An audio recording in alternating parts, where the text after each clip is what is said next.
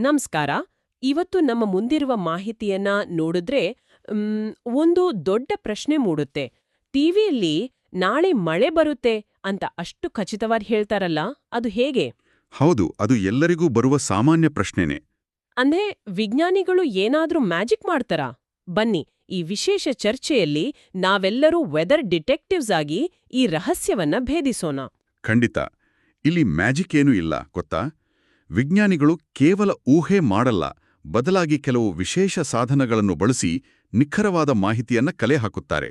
ಸಾಧನಗಳ ಅಂದ್ರೆ ಈಗ ಅಂಗಡಿಯಲ್ಲಿ ಅಕ್ಕಿ ತೂಕ ಮಾಡ್ತಾರಲ್ಲ ಆ ಥರನಾ? ಕಣ್ಣಿಗೆ ಕಾಣದ ಹವಾಮಾನವನ್ನ ಅಳೆಯೋಕೆ ಬೇರೆ ಬೇರೆ ಸಾಧನಗಳಿವ್ಯಾ? ಅದೇ ವಿಜ್ಞಾನಿಗಳ ಬಳಿ ಒಂದು ವಿಶೇಷವಾದ ಟೂಲ್ ಬಾಕ್ಸ್ ಇದೆ.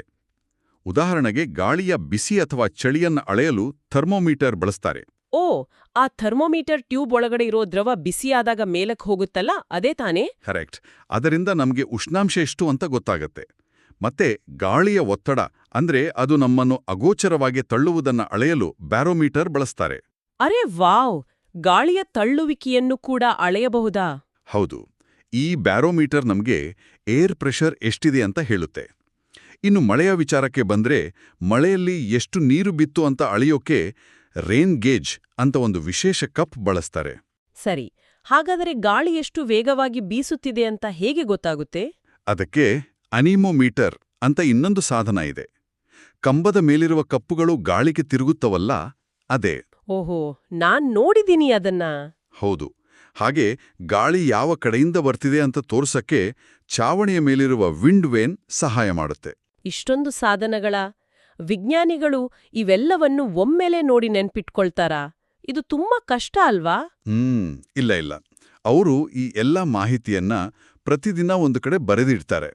ಇದಕ್ಕೆ ವೆದರ್ ಡೇಟಾ ಅಂತ ಕರೀತಾರೆ. ಓ, ಅಂದ್ರೆ ಈ ವೆದರ್ ಡೇಟಾ ಇಟ್ಕೊಂಡು ಏನಾದ್ರೂ ಪ್ಯಾಟರ್ನ್ ಕಂಡಿಡಿತಾರಾ? ಹೌದು, ಖಂಡಿತ.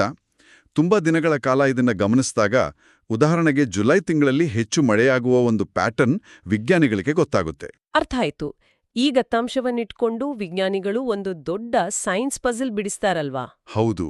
ಇದನ್ನೇ ವೆದರ್ ಫೋರ್ಕಾಸ್ಟಿಂಗ್ ಅಂತ ಕರೆಯೋದು. ಹಳೆಯ ಮಾಹಿತಿಯ ಆಧಾರದ ಮೇಲೆ ಭವಿಷ್ಯವನ್ನ ಊಹಿಸುವುದು.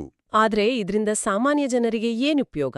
ಸುಮ್ನೆ ಮಳೆ ಬರುವಾಗ ಛತ್ರಿ ತಗೊಂಡೋಗೋಕ್ ಮಾತ್ರನಾ? ಖಂಡಿತ ಅಲ್ಲ. ಇದೊಂದು ಬಹುಮುಖ್ಯವಾದ ಮುನ್ನೆಚ್ಚರಿಕೆ.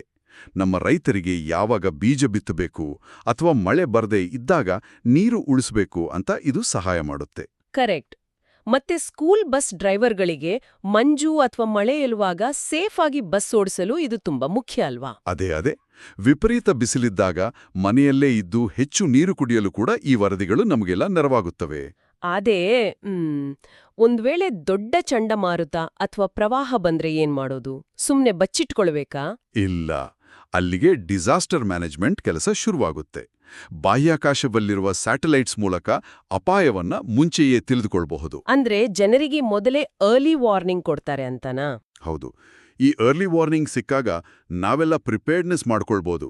ಪ್ರಿಪೇರ್ಡ್ನೆಸ್ ಅಂದ್ರೆ ಈ ಬ್ಯಾಟ್ರಿ ಮತ್ತೆ ಟಾರ್ಚು, ಊಟವನ್ನ ಮುಂಚೆಯೇ ಸೇರಿಸಿಟ್ಕೊಳ್ಳುದು ತಾನೆ? ಖಂಡಿತ. ಎಲ್ಲಕ್ಕಿಂತ ಮುಖ್ಯವಾಗಿ ಆ ಅಪಾಯದಲ್ಲಿರುವ ಜನರನ್ನ ಮುಂಚೆಯೇ ಬೇರೆ ಕಡೆಗೆ ಸ್ಥಳಾಂತರಿಸಿ ಎಷ್ಟೋ ಜೀವಗಳನ್ನ ಉಳಿಸಬಹುದು. ಒಟ್ಟಿನಲ್ಲಿ ವೆದರ್ ಫೋರ್ಕಾಸ್ಟಿಂಗ್ ಅನ್ನೋದು ಕೇವಲ ಮಳೆ ಬಿಸಿಲಿನ ಕತೆ ಅಲ್ಲ, ನಮ್ಮನ್ನ ಸುರಕ್ಷಿತವಾಗಿರಿಸುವ ಒಂದು ಉಡುಗೊರೆ. ಹೌದು. ಸರಿಯಾದ ಮಾಹಿತಿ ಮತ್ತೆ ಸಿದ್ಧತೆ ಇದ್ರೆ ನಾವೆಲ್ಲರೂ ಸುರಕ್ಷಿತವಾಗಿ ಇರಬಹುದು. ಸರಿ,